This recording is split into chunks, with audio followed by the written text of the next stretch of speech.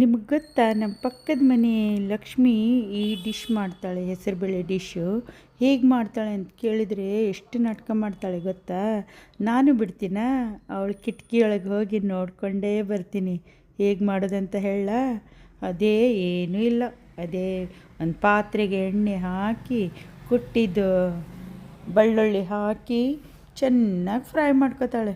ಮಾಡಿಕೊಂಡು ಅದರೊಳಗೆ ಸ್ವಲ್ಪ ಟೊಮೆಟೊ ಸ್ವಲ್ಪ ಫ್ರೈ ಆಗಬೇಕ್ರಿ. ಮತ್ತು ಆಮೇಲೆ ಒಂದು 5 ಟಮಾಟೆ ಹಾಕಿ ಚೆನ್ನಾಗಿ ಫ್ರೈ ಮಾಡಿ, ಆಮೇಲೆ ಅದಕ್ಕೆ ಸ್ವಲ್ಪ ಉಪ್ಪು ಹಾಕ್ತಾಳೆ.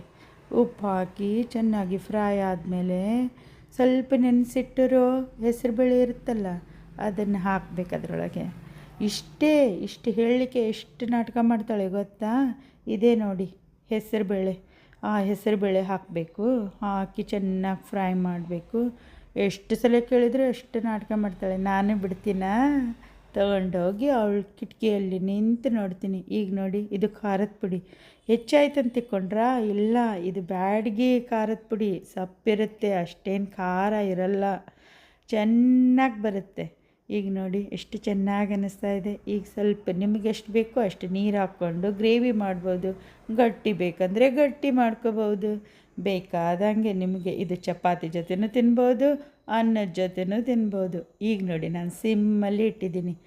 ಆಮೇಲೆ ಮುಚ್ಚಿ ಸ್ವಲ್ಪ ಹೊತ್ತು ಬೇಯಿಸಬೇಕು. ಈಗ ನೋಡಿ ಮತ್ತೆ ಬೇಕಿದ್ರೆ ನನಗೆ ಸ್ವಲ್ಪ ನೀರು ಬೇಕಾಗಿತ್ತು, ಅದಕ್ಕೆ ನೀರು ಹಾಕ್ಕೊಂಡಿದ್ದೀನಿ.